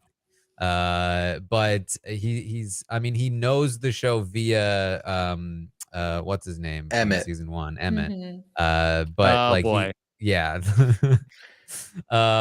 So I don't know. I just don't feel great about, I don't know. I don't think he's going to be the complete flame out that probably the audience will want him to be, but I just also can't see him winning. So I'm not too mad about not having him on my team. Okay. Pooya, anything else on Zach? Can we get a good Ottawa representative? What is this? I saw one person from Ottawa. I thought, you know what? They're going to be representing my own stomping grounds. I love it. Saw this and could not believe my eyes. Granted, I agree. The global interview, way better. But again, the bar was in the depths of hell after that bio for me. Like he outside of like drop kicking somebody, I don't think it could have gotten worse. You know what I mean? So all of that be said, the reason I was laughing is in the back of my head, I thought, if you presented our draft board to people who don't watch the draft and then said, one of these people were not there at the draft, who was it? I think they think it was Melissa. That's why I was laughing a little To bit. be fair, I really, Rude. I hate I hate the fact that I had myself go forth. I thought I had the whole thing like game theory. Like I thought I had it and I just did not. So played you know yourself. what? It's been a weird Whatever. draft, though. I'll say that it's been a weird draft, so I It's been can't a very blame you strange there. draft. Yeah, I feel like I look at everyone's teams and I'm like, okay. Yeah. But to Rob's point, you know, last season when Aman was trying to decide who to pick between Turner and A Brazilian Indy. Indy. thank you. Yes. I thought do not pick Turner. Do not pick Turner. He picked Turner. I was like, what are you doing? We did a wager not to eat a chapstick. Yeah. So you're not wrong, Rob. Usually the person we think is like smack dab last place And there was could some still do fine. extenuating circumstances there. It wasn't just the bio, but it was everything with his sister came out and Mr. Beast. And so that there was like a little bit of more like The corroborating news wasn't great. Yeah. stuff on the Turner thing. So I see where you were coming from a little bit more, but sometimes like, you know, we're just sort of like universally like, okay, we're ready to crown people, or we're ready to say like they're like worst player ever. And usually we're never right. Yeah. I mean, I had the same reaction when you picked Kevin. I feel like my reaction is not great for this end of the road pick. So and who knows? admittedly with Kevin, like we had the thing, but then I had heard like through the and Kevin was a patron, and I heard through the grapevine like, no, like I'm telling you that he is like, I know him and he's awesome and he's the best. This is like, he is an angel on this earth. And so I sort of like had maybe some insider trading on that one. Yeah. I mean, it's not a podcast if we don't have big thoughts and opinions on people based on 180 Like, seconds of literally footage. nothing. Yeah, I mean, Yeah. Similarly, just like Daniel, where if you all like either like knew him or that's right, Daniel, that you know him or you've seen him in like, okay, I know a little bit more about this person than you might from the intro package, and then so you have a little bit more to go off of. All right. Taran, there are 2 picks left, and these are not the bottom 2 that I thought we would have had at this point in the draft. It's Renee, and is it Anika? Anika, yeah. Those are right. my 15 and 16. So One of them isn't for me. Yeah. I was kind of expecting to choose between Zach and Vanessa. But Renee and Anika were the next 2 up. So I got a little bit lucky, but not quite all. But I feel like my draft right now, it's like I got my 1 and 2, and then I'm down at the bottom. But that does not mean that they're going to be bad picks necessarily. Nope. And in fact, I think there's definitely promise here. The only reason they're down at the bottom is because I feel like they are unknowns to me. I just don't have a good sense of how they will do in the game. And so I didn't really want to take the gamble if I didn't have to. But I think what I'm going to do is I think that I had an issue with something this person said in her interview. I don't like how she's going into the game. But I think age-wise, she fits a little better, and I think she's gonna pop a little more as a character potentially. I'm gonna go with Anika. That's the right call. I think that's the right call of the 2. I think 100%. it is. Yeah. I mean, I think that she is a blank slate. My biggest concern with Anika is that she said, I've only seen 1 season. I didn't want to watch anymore. I'm just going to wing it. How hard could it be? Pretty hard. You're saying all the wrong things to me. She also described herself as a team player, not into backstabbing. But here's the thing. I think that there is a chance that if she fits in enough, if she fits in well enough and people like her, And I think she seems likable enough, despite describing herself as arrogant with a resting bee face. I think that, you can kind of pick up the game as you go, depending on who you're working with and, how much runway you have. And I think that she is, I don't know. I think there's potential here. I think that she could potentially get in there with a chance. I don't hate the pick. Yeah, I agree with what Taran was saying about the concerns with her, as well as like she described herself as loud and that people think she's arrogant, and that she said that even her friends wouldn't describe her as nice. So I feel like if you're like giving off Get vibes, some new friends. yeah, giving off Anika. vibes Love that you're yourself not nice. more. Like, I feel like you do have to kind of give off a nice vibe just initially in the Big Brother house, because if you're giving off a vibe that you're not nice, like it's an easy way to get someone out before knowing them. So maybe even if it's just a situation where she is actually nice, but people wouldn't describe her as nice, like maybe that's a problem. So I would be a little worried about that. And yeah, she doesn't know the show. She says she's going to wing it. I just felt concerned about her interviews. So yeah, that's why she was so low on my list. Here's the so, thing about we'll see. niceness, though. Last season, I took a little bit of a gamble on somebody named Business B.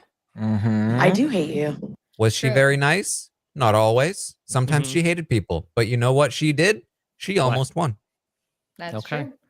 All right. And then finally, the audience, you get a pick, okay? And your pick is going to be Renee. It's the Renaissance. Yeah. Yeah, she was last on my list. I just felt like I just feel like she's so young and she comes across so young. 100%. That it's just like, I don't know how she will fit in with everybody. I'm worried for her. Also, she still lives at home. I don't think she's had roommates before. Like, I don't know for sure, but that's what I think she said. And so the idea of like, I live very differently with my family than I do with roommates. And so I'm worried that she doesn't really have that experience of like, oh, we're like, it's not the same vibe. It's very different. You have to kind of like pull your weight and everyone needs to do whatever. So I hope that, she can fit in and it's good. Also she was using like I'm like a law student thing, but she's not in law school yet. And I feel like the me that was going into law school versus the me that was in law school and also the me that came out of law school is like completely different All people. different. So I do Next, she's feel going to be like, saying that she's seen every nominated movie. I was gonna it's say like, we're getting the Yeah. Kylan rage here. I'm just saying that like saying you're a law student when you're like just studying to get into law school or whatever, or whatever, it's not the same vibe. Like you don't know anything yet. I was just like graduated from college, like a total, like I had no clue what law school was going to be like. So I feel like you can't really like look at that and be like, well, she's young, but she's in law school. So, it's different. It's not. She's not in law school yet. She will be. Is she the person that also talked about like that she lives at home, but she's the wildest person at her house? Yes. Her family thinks Between she's her too much. and her mom and dad. Sister. And her twin. Yes. And her twin sister. Yeah. But Yeah. I feel like the live at home thing like truly like concerns me, because like I wasn't a super considerate roommate when I first left my like home when I first started college. Like I didn't know how to be a roommate to somebody. I was like, used to not having to do all that much to keep up the household, and so like when you become a roommate, you're like, I'm just worried that like, looking back on it, I'm absolutely like mortified of the way that I would just like pile clothes on a chair and like all this sort of stuff. But like, whatever, I digress. The point is that I just feel like I'm worried for her in terms of like living situation. Although maybe Vanessa and her will get along really well because, Vanessa wants to be a mom to someone, a wing mom. And, I don't know, maybe. For the record, I'm the wildest person at my house also. I somehow doubt that. No, it's true. I stay up late, do a podcast. Always making noise. I'm always making noise. Like I got shirts on a chair. He's got shirts everywhere. Yeah. Okay. All right. The shirts everywhere. That we have our draft teams, and we are about set here on draft night. How about that? Okay. All How right. about that? So, well, let's. Oh wait, what? Hmm? Were you expecting somebody? Is somebody here? Oh wow. Okay. Oh, let me She did see. that. Let me see. There's somebody at Who the installed the pod. Through the doorbell in the peephole. Look podcast? through the No, at the peephole. podcast door. Yeah. Check out the peephole. Oh, look who it is, Oh, no. everybody! What? Hello. It's Big Brother Canada. Who is 10 this winner, bad boy? Kevin Jacobs. Part of the He's a pretty boys bad with that boy. pose. Yeah. Well, this was my pose last year around this time. This was all we had, just a little picture like this. Mm-hmm. Yes, Kevin. Thank you for swinging by the draft here tonight. Did you want to weigh in on? Had you been following the draft all night? I have been following, and I have a couple thoughts. First off, Pooya stealing Kuzie at 3 is embarrassing for you and Aman. Kuzie is the chalk #1 pick. My guy Kevin How'd right the there. chalk pick do last season, Kevin? No, I think was Kyle Moore the chalk pick, or was it Josh? I Okay, think they well- went 1 and 2. Kyle went 1, Josh went 2. Yeah, I'm pretty sure I picked Kyle like first. You did. Josh did okay I'm for not- himself. Yeah. Melissa, I actually think your best player is Zach. I think I think people Well- are sleeping on Zach. Yeah. Thank you. I mean, look, I don't know if that was a compliment, Melissa. What? It's a compliment to me because I have Zach. Yeah. And He it was the doesn't best matter pick what of that order. round. It doesn't Yeah. matter what order. Well, as he wins, yeah, he Kevin, wins. because a lot of people were down on you in the pre. You were sequestered, so maybe you didn't know this, but a lot of people were down on you and thought that, oh, this guy, he's got no chance to win. That he says he's going to get rid of all of Canada's favorites. We don't like him. Are you seeing something there with Zach? I think we have so little information, and I love how far we jumped to our conclusions that this guy is our 16 out of 16 in most rankings I've To seen. be fair, did you watch his video? He has a thing I called did. Zacks.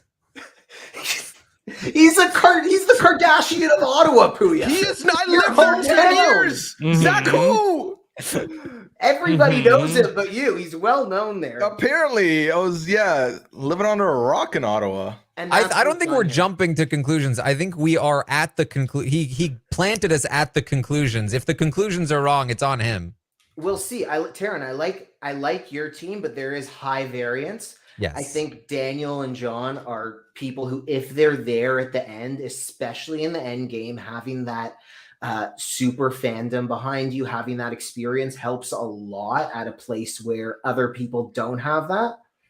I'm hoping one of them strikes gold. I've got One two. of them will do well, and one of them will be out in the first Yeah. few weeks. But I think if I had to take a team, I think I'm going with you, Rob. Yeah. Here's All right. Ooh. I'm looking for winner upside in the last round. Amal, great pick. She knows the game. She's going to have fun in there. Ty, what I like about him is he keeps talking about playing for his mom. Like, I want to see that killer instinct, which I think he has. Claudia, I actually think has very slight winner upside. There's a lot of talk of this all girls alliance. If it actually happens, which it might for a few hours, and if it actually lasts, she's going to be in a showmance. She's very likely going to be the perceived lesser threat in that showmance. And if she's sitting beside like Anika at the end, did I say her name right? I've heard Anika. I've heard it. Anika. Anika? Okay. I don't know. If she's sitting beside like an Anika at the end in an all girls alliance, Claudia might take the whole thing. Plus, I did notice that first of all, I have a terrible Instagram. Don't follow me. The only people who are following me are people who watched last season. Claudia's following me. She paid attention. Maybe she's a bigger fan. I don't know. Okay. Well, Kevin, this is very exciting that you're here with us on the draft. You know, it would be great if we could make this a regular thing to have you with us for these podcasts. I mean, I think that would be just incredible. Would that be fun? Yeah. I think it would be very fun. Mhm. Okay. Right. I'm excited to share that this season I'll be along for the ride. I will be there after the Thursday eviction episodes, hanging out with the squad, sharing what I can share. This is the season that we're getting. I'm really excited. I hope I can be one of Pooya's silver linings. And Always. I think there's an opportunity here because I think people will be looking to podcasts like this one even more than in the past, those who are around. And so I'm excited to try and just bring the good energy and have fun with it. Yeah, I think it's going to be so fun that we are thrilled to have Kevin Jacobs with us every Thursday for eviction night to recap the show with Taran live after each eviction for Big Brother Canada on Thursday nights this season. So, Kevin, what a thrill this is. We're going to have so much fun. I mean, one of the things that I enjoyed in the house was enjoying it. Every second I was there, I was having a good time. I was like, whatever. If I get kicked out because I'm doing a Marsha the Moose task, that's funny. Like, that's just a funny reason to get evicted. This is good fun. And I'm just excited to be part of the crew. I'm going to be excited to be there every time. Like, we're going to have a blast. Yeah. And eviction number 1 coming up on Thursday. Yeah, and it might be one of those 2 super fans on Taran's team. Yeah. Watch out for the other one. Because it was a year ago that we were sweating it out, where I thought that I had Kevin in the draft, and I thought up until about 8:50 that I was getting grenaded. Well, Jillian, I heard after, my fiance was sitting with her brother watching, and I gave my speech on eviction night, and apparently what he said was, well, that was fun while it lasted. Oh no. Feel like it's over now. Okay. Oh, that's so All funny. right. Well, this is really, really exciting. So, of course, so Wednesday night, tomorrow night is going to be the premiere. Be sure to catch Taran live with Chappelle on Wednesday night, and then join Taran and Kevin and company for our first live show after the eviction. Okay, I didn't have the whole schedule in front of me. That's okay. I'll be Taran, I'm Kevin, company. It's fine. Taran, Kevin, and Melissa for Thursday night live. It should be a very, very fun way to kick off week number 1 of BBCAN 11. Thursday nights. It's where the party's going to be at. Let's go. Yeah. All right. Right, Kevin? We're in it. We're in it. We're in it. Okay. And of course, if you want even more fun, check out Kevin Jacobs on the season premiere of the B&B, playing some games with Mike and Liana, and Kevin showcasing his vocal talents. It got really weird on the B&B this week. I think Pooya played a part in it behind the scenes. It got really, really weird, and we had a lot of fun. It was a fun listen. Yeah. Okay. Kevin, anything else going on for you? Tons, but I'm so excited, and this is the focus. Okay. All right. Well, Kevin, we'll be back with you on Thursday night. Looking forward to that. To the drafters, anything else we want to say here at the end of the draft? We are perpetually upset about the lack of live feeds. Yes, for sure. Yes, that is for sure. Yes. Disclaimer applies. Okay. All right. Melissa, what's coming up for you this week? Podcasting on Thursday. So that'll be fun. And that's that. Okay. All right. We'll see you on Thursday. Melissa, Pooya for you? I've got 90 Day Fiance this week with Brian Scally coming out probably tomorrow, hopefully recording right after this. I'm pulling double duty tonight. Bel Air Season 2 with Chappelle has been a fun time on PSR. Definitely check that out. And then Masked Singer with Liana. We are about to embark upon Group 2 this season. So far, so fun. It's been great. And then I have the pleasure of talking Australian Survivor with Rob and Shannon Gus this week, which I'm very excited about. Should be fun. Yeah, big week. Okay. Of course, Taran, it's Big Brother Canada kickoff week for you. Anything special going on to commemorate? I will be streaming live on Twitch, twitch.tv/Taran Armstrong. I'll be watching the premiere live. You can check it out with me. I will also be watching Survivor. So we'll do a bit of a double feature there. And then, again, with these daily video, digital drop, whatever they are going to be, The coverage of those is still to be determined in terms of what they are and how much there is to cover. But I think the ideal plan would be that we still just kind of do daily podcasts based on what we see in the hours of footage that we get weekly. Stay tuned for those.